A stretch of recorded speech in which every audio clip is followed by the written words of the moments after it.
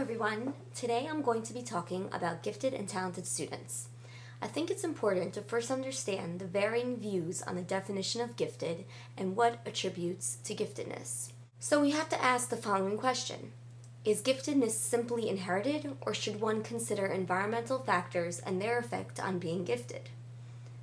Some people believe the following. Giftedness is that precious endowment of potentially outstanding abilities which allows a people to interact with the environment with remarkably high levels of achievement and creativity. Others see the importance of attributing giftedness to both a person's natural ability and the environmental experiences the child encounters to develop those traits. We can see this in the following quote. Growth of intelligence depends on the interaction between biological inheritance and environmental opportunities. Still, others believe that giftedness is something that needs to be developed. Whether giftedness is something developed, inherited, or resultant from environmental factors, a classroom teacher must be aware that there are high-ability students in his or her classroom. Now I'm going to discuss some of the factors that influence a gifted child's development and ultimate display of high-quality performances and products.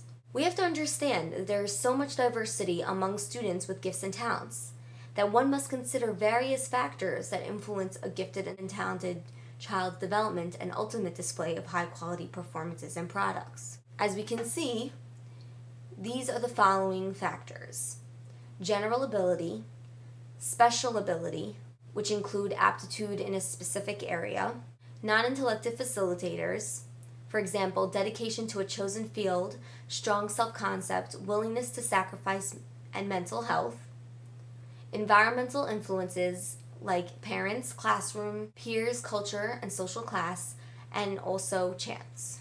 Now that we have an understanding of the factors that influence a gifted child's development, we can move on to learning the different methods and ways of identifying gifted students. There are two parts to identifying gifted students in your classroom. The first part is assessment. Assessment is very important in identifying these students, but we must understand that multiple assessments are necessary in order to do this. No single assessment can capture all the behaviors that a gifted student might demonstrate. Secondly, parents are a very useful tool and very important when we are trying to identify gifted students. They can be very helpful to the identification process, and they should also be informed about the gifted program.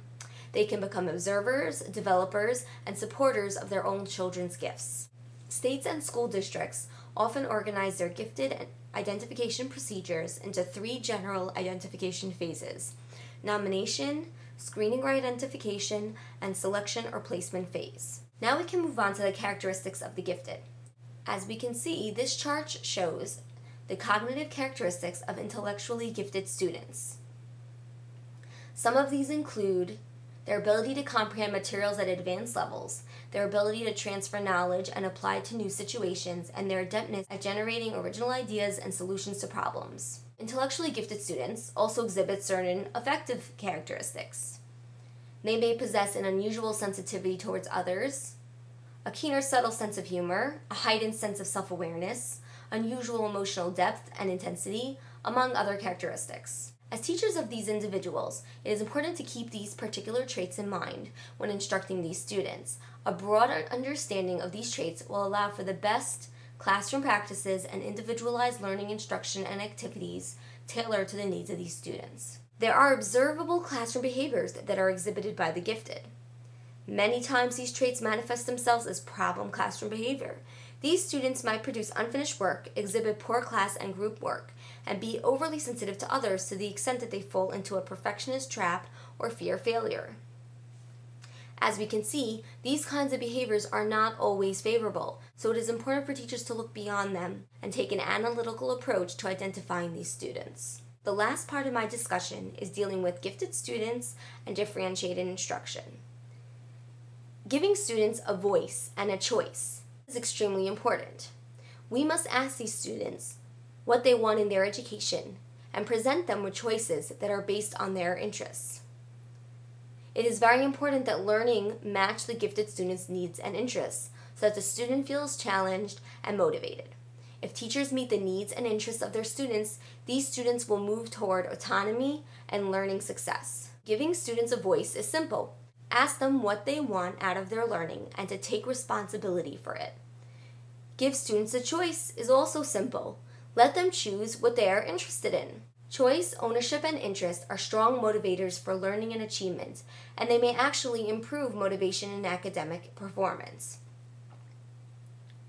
One type of differentiated instruction is independent study. Independent study can foster motivation and achievement in the gifted. Independent study connects the interest and readiness level of an individual student to essential critical thinking skills for gifted education, such as decision-making, investigation, problem-solving, inquiry, questioning, and reflection. It is necessary for us to ask, what makes a teacher of the gifted great? The answer is that he or she provides a natural, critical learning environment for making decisions, defending choices, and examining evidence. Independent study allows these students to experience personal success and feel challenged and engaged by the process. Therefore, it is clear that independent study is a highly effective and meaningful type of instruction that can truly foster motivation and achievement for the gifted.